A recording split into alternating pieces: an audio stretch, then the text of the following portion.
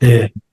오늘은 저 십계명 제8계명 도둑질하지 말라 하는 말씀을 가지고 우리가 오늘 말씀을 지난주에 이어서 보도록 하겠습니다. 도둑질하지 말지니라 이제 지난주에 우리가 이 말씀을 이렇게 잠깐 나누었는데 도둑질이 뭐라고 했던 거 기억나십니까? 도둑질의 사전적 의미는 이런 뜻입니다.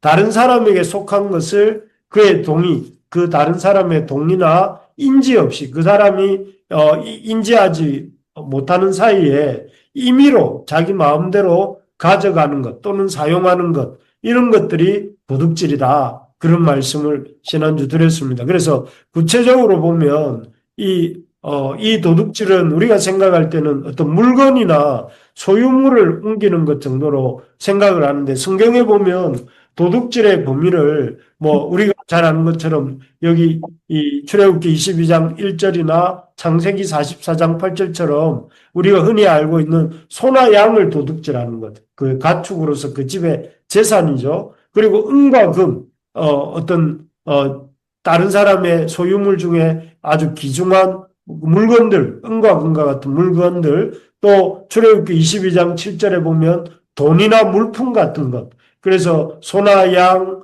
또는 그 다음에 은과 금, 돈이나 물품 같은 것을 이렇게 가져가는 것이 그 도둑질이다 하는 것이라면 또 여기 출애굽기 21장 16절에 보면 사람을 납치한 후에 그 사람을 파는 것 이것도 도둑질이다. 왜냐하면 사람의 생명은 하나님께 있고 그 사람의 그 하나님이 주신 생명을 이렇게 가져가는 것이기 때문에 그렇습니다. 그리고 여기 보면 사람의 시신을 가져가는 것, 이런 것도 도둑질이다. 그리고 여기 6번에 보면 사무엘하 15장 6절 말씀에 보면 사람의 마음을 훔치는 것.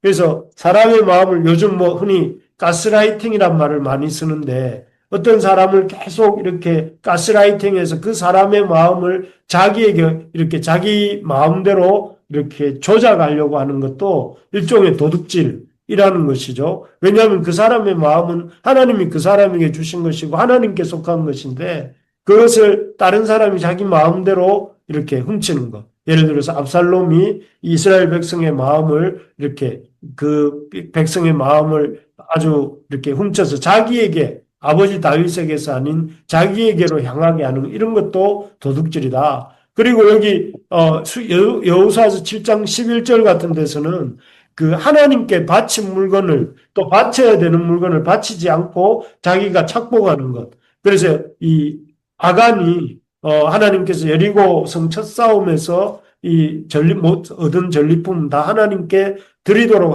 했는데 그 중에 일부를 자기가 취해서 자기 장막 가운데 갖다 두었던 그런 것들, 하나님께 마땅히 드려야 될 물질, 또 시간, 또 이런 것들을 드리지 아니하고 자기가 자기의 목적을 위해서 사용하는 것, 이것도 도둑질이다 하는 것이죠. 그리고 이제 여기 여호와의 말씀을 도둑질하는 경우도 있다고 되어 있어요. 여기 구문에 보니까 보라 내가 서로 내 말을 도둑질하는 선지자들은 내가 치리라 이렇게 되어 있습니다.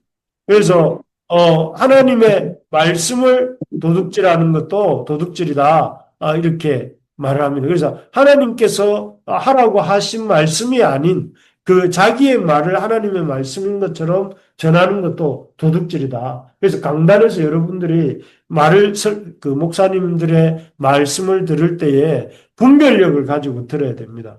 저 말씀이 과연 하나님이 주신 말씀인지 아닌지를 이렇게 분별하면서 그 말씀을 들어야 된다 하는 것을 이렇게 생각해야 됩니다. 그래서 여기 보면 도둑질의 범위가 단순하게 물품뿐만 아니라 어떤 사람의 마음이라든지 또는 그 여호와에게 드려야 될 마땅히 드려야 될 어떤 물질이나 이런 것들을 취하는 것 그리고 여호와의 말씀을 도둑질한다든지 이런 것들이 다 도둑질의 범위에 해당이 된다. 그리고 우리 다시 한번 이 도둑질의 정의를 같이 한번 읽어봅시다. 시작. 다른 사람에게 속한 것을 그의 동의나 인지 없이 임의로 가져가서 사용하는 것. 가져가거나 또는 사용하는 것이 도둑질이라는 것입니다. 그래서 성경은 이런 의미에서 도둑질을 하지 말라 하시는데 그러면 왜 이렇게 다른 사람의 물건을 자기 마음대로 가져가거나 사용하는 것이 하지 말라고 하시는가? 지난주에 했던 복습인데요. 그렇게 함으로써 누군가의 물건을 가져감으로써 그는 그 물건을 취한 것 때문에 죄를 짓게 되고 죄를 짓게 되었을 때에 그들이 애서 하나님이 죄로부터 바로의 그 압제로부터 이스라엘을 구원하여 주셨는데 다시 그 죄의 종이 되는 것을 막기 위해서 우리가 누군가의 물건을 임의로 가져오면 어떻습니까? 그 가져온 물건 때문에 그 원래 물건의 소유주에 대해서 죄를 짓게 되는 것이고 죄를 짓게 되면 그 사람과 가져온 사람 그 원래 물건의 주인에게 종속되게 된다는 거예요. 그래서 그렇게 하면 안 된다. 자유롭게 살고 싶잖아요. 그죠? 자유롭게 살려고 하면 남의 물건을 임의로 이렇게 가져오거나 사용하면 안 된다. 그래서 여러분 어떤 물건을 보고 이렇게 탐심이 생기면 자유인으로 난 살고 싶어 하면서 그것을 이렇게 딱 그 마음을 끊는 게 지혜로운 태도입니다. 두 번째로 도둑질 말라 하시는 것은 하나님의 주권을 우리가 존중하기 때문에 그렇습니다. 여러분, 어떤 물건이 어떤 사람의 소유라고 할 때 그 소유는 하나님이 그에게 주신 소유권이에요. 그래서 이렇게 말을 합니다. 여러분, 열왕기 역대상 29장 14절에 보면 다윗이 자기의 하나님 앞에서 여호와의 성전을 짓는 것을 위해서 이렇게 헌물을 드리고 난 뒤에 이렇게 말합니다. 우리 노란색 부분을 한번 읽어볼까요? 노란색 위에 거 모든 것이 부분 시작. 모든 것이 주께로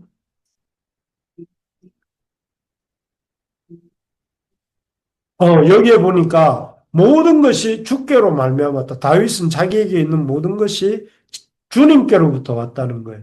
우리 이 자기가 싸움을 잘해가지고 전쟁에서 승리해서 얻은 것이라고 하지 않고 또는 자기가 직접 어떻게 이 수고해서 얻은 것이라고 안 하고 여호와께서 주께로부터 왔다. 그리고 모든 물건이 다 주의 손에서 왔다. 이렇게 고백하고 있는 모습을 봅니다. 이 고백을 통해서 우리가 알게 되는 것은 어떤 물건의 소유권은 하나님이 우리에게 주셨기 때문에 우리의 소유권을 갖게 된다는 것이 그렇기 때문에 우리가 남의 물건을 어떤 사람의 것을 가져올 때에 그 사람에게 그 물건을 주신 하나님의 그 주권을 이렇게 인정하지 않는 거예요. 하나님의 그 사람에게 주신 그 주권을 무시하고 내가 그 사람의 것을 무단히 이렇게 가져오는 것이 되기 때문에 그래서 그렇기 때문에 우리가 이런 남의 물건을 도둑질하지 말아야 된다. 그런 것이죠. 그래서 우리가 남의 물건을 이렇게 보고 그 물건에 대해서 탐심이 생긴다면 우리는 어떻게 해야 되냐면 이것이 내가 하나님의 주권에 도전하는 행위구나. 이런 생각을 하면서 하나님을 생각함으로 나의 욕망, 이 하나님의 말씀을 넘어가는 나의 욕망을 이렇게 절제할 필요가 있습니다. 그러면 어떻게 이런, 도둑질하고 싶은 마음, 나도 모르게 다른 주인의 것이라 할지라도 내가 갖고 싶어 하는, 이런 마음을 이길 수 있는가? 우리가, 이것을 지난주에 나누었는데, 첫째는 모든 것이 하나님께로부터 왔음을 기억해야 된다. 그래서 사실 여러분 이 자본주의, 오늘날 우리가 자본주의 사회를 살고 있는데 이 자본주의 사회의 뿌리는 기독교 신앙이에요. 기독교 신앙은 뭐예요? 개인 소유권을 인정하는 거거든요. 그래서 당신이 번 돈은 수고하여 번 돈은 당신 것입니다. 라는 것을 우리가 서로 인정하는 위에서 이렇게 이 자본주의가 시작이 됩니다. 내가 당신의 것을 인정합니다. 나는 각자의 것을 인정하기 때문에 그렇게 어떤 이런 이 오늘날의 문화가 이렇게 되었는데 그것을 우리가 기억해야 됩니다. 그래서 하나님께로부터 모든 것이 하나님께로부터 왔다는 것을 기억하면서 정직하게 수고해서 얻은 것만이 내 것이다 하는 인식을 가지고 내 것이 아닌 것은 탐내지 않는다 하는 마음으로 우리가 소유물을 대할 필요가 있습니다. 둘째는 이 물질에 대한 욕심은 끝이 없다는 것을 알고 자족할 줄 알아야 된다 하는 것입니다. 여러분, 사실 사람은 이 물질에 대한 욕심이 끝이 없습니다. 그래서 아무리 많이 가져도 부족하다고 느끼는 것이 이 물질입니다. 그래서 우리가 돈이 없을 때는 단돈 10,000원이라도 나한테 있었으면 이런 생각을 하는데 10,000원이 생기면 어떻습니까? 그 10,000원으로 만족이 안 되고 10만 원이 좀 있었으면 이런 생각이 들고 10만 원을 가지면 1,000만 원이 있었으면 100만 원이 있었으면 이런 생각을 하게 되고 그 유명한 그 부자 록펠러도 그 아주 인류 역사상 솔로몬 다음으로 큰 부자였다 라고 하는 말이 있을 정도의 부자였던 록펠러도 기자가 물으니까 뭐라고 했답니까? 기자가 당신 소유물에 대해서 만족합니까? 이렇게 물으니까 록펠러가 뭐라고 했답니까? 조금만 더 있으면 만족하겠다. 이렇게 얘기를 했답니다. 그래서, 사실 재물을 대한 욕심은 끝이 없고 죽는 순간까지 이 재물에 대한 욕심을 사람은, 놓지를 못합니다. 그래서 이 재물은 나중에 보면 여기 그 재물 그 자체가 인생의 목적이 됩니다. 그래서 여기 보면 어떤 청년이 우리가 지지난주 봤잖아요. 어떤 청년이 내 모든 소유를 팔아 가난한 사람들에게 나눠주고 나를 따르라 하는 예수님의 말씀을 듣고 예수님을 잘 따르던 사람인데 나중에는 예수님을 포기하고 떠나가는 장면을 우리가 보았습니다. 결국 재물에 대한 욕심은 끝이 없어서 나중에는 예수님과 재물 중에 예수님을 포기하게 만드는 그런 힘이 있는 게 재물이라는 것이에요. 그래서 우리가 기억해야 될 것이 재물은 어떻게 우리가 그 재물에 대한 욕심을 이길 수 있는가 하면 자족하는 길밖에 없습니다. 여러분, 자족하는 게 뭐예요? 만족하는 것. 자기에게 있는 것으로 만족하는 것. 여러분, 없는 것을 가지고 자꾸 불평하고 또 하나님 앞에 더 달라고 할 것이 아니라 지금 있는 것으로 만족하고 또 만족할 줄 아는 우리 모두가 되기를 바랍니다. 그래서 왜 나에게는 이것도 없고 저것도 없는가 이렇게 생각하지 말고 있는 것으로 만족할 수 있는 우리가 되었으면 좋겠습니다. 그리고 우리가 이렇게 어떻게 이 돈에 대한 욕심을 이길 수 있는가? 그것은 이 물질에 대한 올바른 생각을 가질 때 가능합니다. 물질에 대한 올바른 생각이란 무엇인가? 첫째는 이런 것입니다. 여기 그 물질에 대한 올바른 생각이 여기 한번 봅시다. 에베소서 4장 28절을 우리 같이 한번 읽어볼까요? 시작. 도둑질하는 자는 다시 도둑질하지 말고 돌이켜 가난한 자에게 구제할 수 있도록 자기 손으로 수고하여 선한 일을 하라고 되어 있습니다. 우리에게 주시는 말씀은 우리가 하지 않는 것에서 이렇게 머물지 않고 이 말씀에 보면 도둑질 하지 말라 정도가 아니고 뭐예요? 도둑질 하지 말고 또 뭘 하라고 되어 있죠? 돌이켜 가난한 자에게 구제할 수 있도록 자기 손으로 수고하여 선한 일을 해라.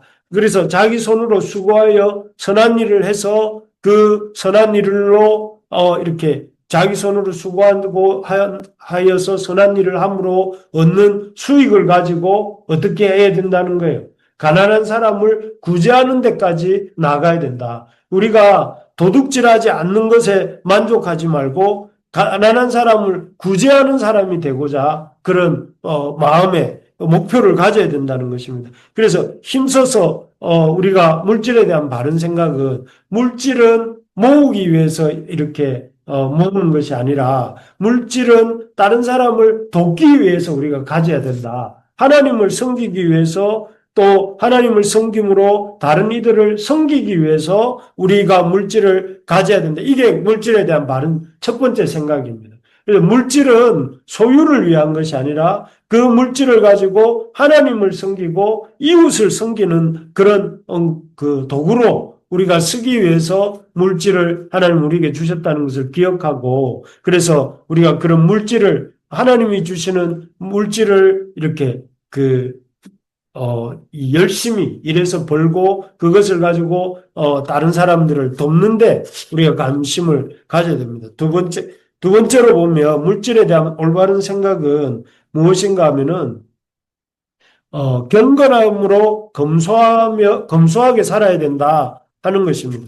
여기서 경건하게라는 말이 여기 디도서 2장 11절, 12절에 보면 나오는데, 여기 보니까 우리를 양육하시되 경건하지 않은 것과 이 세상 정욕을 다 버리고 신중함과 의로움과 경건함으로 이 세상에서 살고, 우리가 이 땅에 살아가는 이유와 목적을 성경이 뭐라고 하느냐 하면은 경건하게 사는 것이 우리가 이 땅에 사는 이유다 하는 것입니다. 여러분 뭐라고요? 이 땅을 사는 목적이 잘 사는 것, 돈을 많이 버는 것, 그렇게 말하지 않고 경건하게 사는 것이 우리가 이 땅에 살아가는 중요한 이유다 이렇게 말합니다.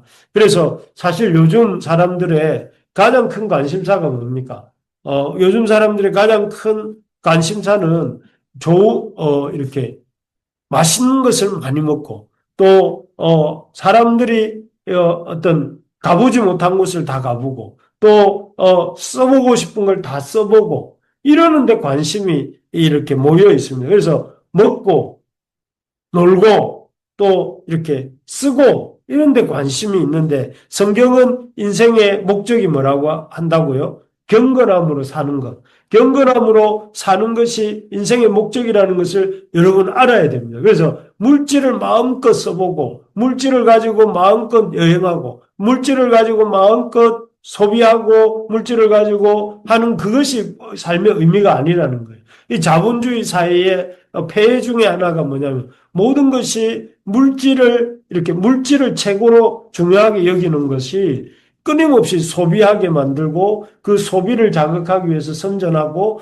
그 선전을 통해서 또 다시 어떤 소비를 하기 위해서 일을 하게 만들고 일하고 소비하고 또 욕망하고 일하고 소비하고 그런 식으로 이렇게 점점점 끊임없는 이렇게 무한 반복의 루틴을 돌아가게 만드는 게 이 자본주의의 폐해입니다. 그래서 많은 사람들이 그런 말을 하잖아요. 하우스 푸어, 카 푸어. 무슨 말입니까? 좋은 차를 사기 위해서 좋은 차를 애써서 좋은 차를 샀는데 그 할부금 갚는다고 이렇게 가난하게 되는 것. 또 좋은 집에 살고자 하는데 그 너무나 좋은 집을 비싼 집을 사다 보니까 평생을 비싼 집 안에서 이렇게 라면 끓여 먹고 라면도 못 먹어서 이렇게 쫄쫄 굶고 하면서 집값을 갚아가는 이런 것이 하우스 푸어, 카푸어 아니겠습니까? 그런 것처럼 그렇게 되도록 만들어가는 이 시대의 문화 속에서 우리가 그런 시대의 문화를 따라가는 것이 아니라 경건하게 사는 것이 하나님의 뜻이라는 것을 알고 그렇기 때문에 그 경건하게 사는 방법이 무엇인가 하면은 바로 절제하고 검소하게 사는 것입니다. 검소하게. 예수님 말씀하시기를 심령이 가난한 자는 복이 있나니 이렇게 마태복음 5장 3절에서 말씀하시는데 사실은 그 심령이 가난한 자는 복이 있다 이 말씀을 누가복음에 나오는 그 말씀에서는 진짜 가난한 자는 복이 있나니 이렇게 나와요. 그러니까, 앞에는 마태복음 심령이 가난한 자는 이렇게 나오지만, 이 누가복음에 가보면, 실제로 가난한 자가 복이 있다, 이렇게 말을 해요.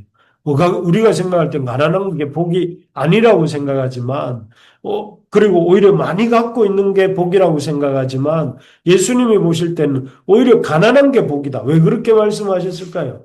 가난하게 사는 사람의 특징이 뭐예요? 하나님 앞에 간절히 나가게 됩니다. 여러분, 당장 내일, 이렇게, 뭐 학교에 필요한 돈이 있는데, 주머니 돈이 없으면 여러분 어떻게 하겠습니까? 좀 이렇게, 우리 부르심의 교회 성도라면 돈이 없는 것 때문에 이 사람 저 사람에게 손을 벌리기 전에 하나님께 기도하는 것이 맞겠죠. 하나님, 내일 이러한 필요가 있는데 지금 제게는 없습니다. 하나님 어떻게 할까요? 라고 사람들이 찾게 돼요. 가난하기 때문에. 그렇기 때문에 가난한 자가 복이 있다. 이렇게 말씀하는 거예요. 여러분, 우리가 생각할 때는 부한 자가 복이 있다고 생각하지만 성경은 그렇게 말하지 않고 가난한 자가 복이 있다. 가난한 자는 어떤 자냐? 오히려 하나님 앞에 나아가게 되기 때문에 그 가난한 자가 복이 있다는 것입니다. 그래서 여러분 꼭 기억하셔야 될 게 뭐냐면 우리가 이 땅을 살아가는 목적은 부자로 사는 것이 아니라 하나님 앞에 인정받는 삶을 살기 위해서 이 땅을 살아가는데 그것이 다른 말로 표현하면 경건함으로 사는 것입니다. 경건함. 그래서 인생의 목적이 뭐라고요? 경건하게 사는 데 있다. 그래서 여러분 이 물질에 대한 탐심을 이기려면 첫째가 뭐라고 했습니까? 앞에서 제가 첫째는 열심히 일하면서 그냥 도둑질하지 않는 정도가 아니라 다른 사람을 돕는 것이 인생의 목적이라는 걸 알고 살아가야 된다. 두 번째는 하나님 앞에 경건하게 사는 것이 목적이라는 것을 알고 살아야 된다 했다면 마지막 세 번째는 어, 하나님 앞에 열심히 나누고 섬기는 삶을 사는 것이다. 여러분, 물질을 하나님 우리에게 주신 이유는 우리가 우리의 어떤 소유물들을 하나님 앞에 드리고 또 이웃과 나누는 여기에 있다. 이렇게 말씀합니다. 그래서 우리에게 주신 그 소유물들을 우리만 가지고 있는 것이 아니라 하나님 앞에 드리는 것입니다. 그 대표적인 것이 11조인데요. 11조라는 것은 무엇이냐면은 이런 것입니다. 우리 잠언, 요 밑에 있는 잠언 3장 9절, 10절, 우리 같이 한번 읽어봅시다. 시작. 내 재물과 내 소산물에 처음 익은 열매로 여호와를 공경하라. 그리하면 내 창고가 가득히 차고 내 포도즙 틀에 새 포도즙이 넘치리라. 여기에 보면 이 11조의 의미가 무엇이냐면은 처음 익은 열매를 드린다는 것입니다. 11조라는 것이 내 소유가 내가 이렇게 누리게 된 이 소유가 하나님이 주셔서 이렇게 내가 누리게 된 소유입니다. 이렇게 고백하는 것이고 그러한 고백의 이 상징적인 행위가 뭐냐면은 10분의 1을 하나님 앞에 드리는 것입니다. 사실은 10분의 1을 드리는 것이 아니라 그 10분의 10을 드려야 마땅하죠. 하나님이 주신 것이기 때문에 하나님 이게 10분의 10이 다 하나님 것이니까 하나님 주신 것이니까 하나님 것이고 하나님께 드려야 되지만 그렇게 하지 않고 하나님 우리가 10의 구조를 쓰게 해주시고 우리가 10의 1조만 드리는 것이에요. 이것은 10의 1조의 고백은 결국 하나님이 이 물질의 주인이십니다. 이 물질을 주신 분은 하나님이십니다 하는 이런 고백과 그리고 그 11조를 가지고 하나님께서 제사장도 살게 하시고 또 그 11조를 가지고 가난한 자와 고아와 과부와 나그네 같은 이들을 돌아보게 하시는 것입니다. 그래서 여러분들의 소유물 중에 10분의 1은 내 것이 아니다 이런 생각을 갖고 있어야 돼요. 하나님이 다 주신 것이지만 특별히 내 소유의 10분의 1은 하나님의 것이고 아까 하나님의 것을 도적질하는 것도 도적질이라고 했잖아요. 하나님의 것이고 이 하나님의 것을 하나님께 마땅히 드릴 때 그 하나님께서 그것을 가지고 레위인을 또 이렇게 가난한 자들을 돌보시고 또 하나님의 일을 하시는 데 사용하신다 하는 것을 기억하면서 여러분 이 11조 하고 있습니까? 11조를 하시기 바랍니다. 적은 물질이라도 여러분 이 젊은 시절부터 해버릇해야 나중에 나이가 들어서도 할 수 있게 돼요. 지금은 여러분들이 기껏해야 용돈 정도지만 나중에는 그 여러분들의 생활비가 커지면 몫이 커지면 11조를 못 하게 돼요. 생활비가 지금은 한 달에 한 30만 원 받고 산다 하다가 나중에 한 300만 원 벌 때가 되면 11조를 드리려면 너무 힘들어지는 거예요.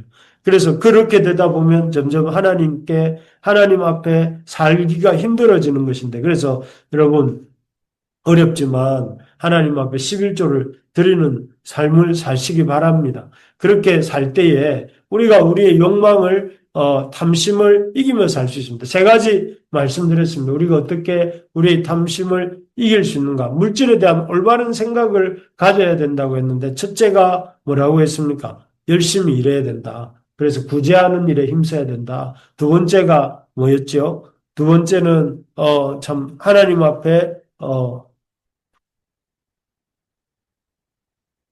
여기 경건하게 살아야 된다. 경건하게 사는 것이 인생의 목적이라는 것을 알아야 된다. 세 번째는 정직한 11조를 드려야 된다. 이런 말씀을 새기면서 특별히 오늘 이 수요 기도에 나와 있는 여러분들 하나님 앞에 기쁜 마음으로 참 더 우리가 도둑질하지 않는 것은 가장 기본이고 더 나아가서 다른 사람들을 이렇게 돕기 위해서 우리 손으로 열심히 일하고 그리고 또 이 땅에서 그 하나님 앞에 잘 부자가 되려고 할 것이 아니라 하나님 앞에 잘 살고자 하는 그런 마음으로 살아야 되겠고, 그리고 우리가 가지고 있는, 우리가 받은 것들의 11조를 하나님께 드림으로 하나님께서 그것을 가지고 이웃과 하나님 레위인들과 또 이런 하나님의 필요한 곳에 사용하실 수 있도록 우리가 드릴 줄 알아야 된다. 이것을 우리가 마음에 새기면서 그래서 우리 여기 앉아 있는 또 온라인으로 말씀 듣고 있는 여러분